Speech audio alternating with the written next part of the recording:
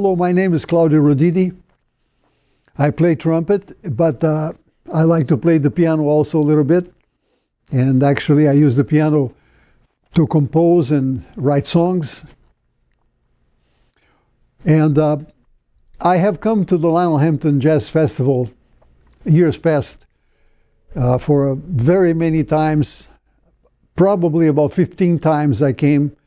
I used to say that the Lionel Hampton Jazz Festival was the only steady gig I had in my life. And I would like to take the opportunity and thank two people that were very important for me. One was the former director and one of the originators of the Lionel Hampton Jazz Festival, Dr. Lynn Skinner, and also the trumpet teacher at the school at that time, Mr. Professor Bob McCurdy, for their friendship and their support, and I will always be grateful. And I would like to say this to both of you. Thank you so much. I'll take this opportunity and say thanks also to Vern and Vanessa Sillard. They are responsible for the festival now, this new version, 2017. Aaron Mayhew, Josh Skinner, and Kyle Howerton. I've been in contact with all of them, and I wish you all the best for this year's 50th anniversary of the Lionel Hampton Jazz Festival, and I wish you many, many, many more.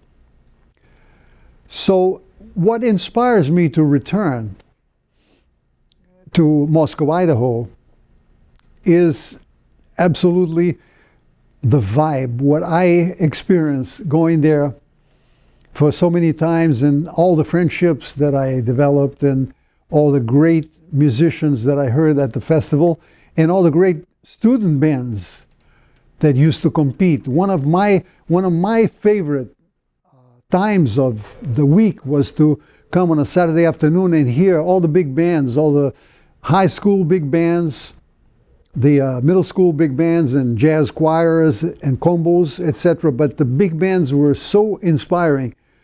And I must tell you that one year, in those days, I wasn't playing this type of horn, the German rotary valve trumpet. At that particular year, I was playing a Calicchio trumpet. And the gentleman that owned that company, Mr. John Duda, offered to donate a trumpet to the best lead trumpet player from the competition in the high school and middle school big bands. So for that event, they hired a great studio trumpeter from LA, Mr. Chuck Findlay. And it was the horn that they made was a Chuck Findlay model, and Chuck was going to present the best lead trumpet player, which I thought was a brilliant idea. Because usually a trumpet or a saxophone, they are always given to a best soloist, the best jazz soloist. But the idea of donating a trumpet to the best lead trumpeter was brilliant. And I will never forget listening to some of these bands, and Chuck would look at me and said, "Man, I can't believe they sound as good as any professional band in LA." And it's true. I heard some fantastic musicians, fantastic bands, and also the whole social thing of hanging out. The pantry at the hotel was a thing that would start from breakfast, and we had lunch and dinner. No, because we had dinner at the festival, but then we had a snack after the concerts. So the whole social thing was phenomenal. Now, why is a student-artist interaction so important? Because in actuality, when you are a teacher, you learn from your students. There's always a situation where you are presented with a question: how do I solve this problem? And in the process of thinking about how to solve a student problem, you end up learning a lot of things too. And Lionel Hampton always used young musicians in his big bands. And for example, the great trumpeter Clifford Brown started there. Quincy Jones started in Hamp's band. Art Farmer. I mean, these are some of the most fantastic trumpet players in the history of jazz. And so it was very important always for Hamp to be dealing with young musicians. And also, you can't forget that there's a certain flexibility. When you hire, for example, I have a band now, and two of the members are like 21, 22 years old. One of them is still in school. And there's a certain flexibility that you get when you're dealing with younger musicians. And it's a beautiful thing. Now, why would I recommend the Lionel Hampton Jazz Festival to band leaders or to jazz fans all over the country, or for that matter, all over the world? They should come, you know, because first of all, the quality of artists they present always has been tops, always.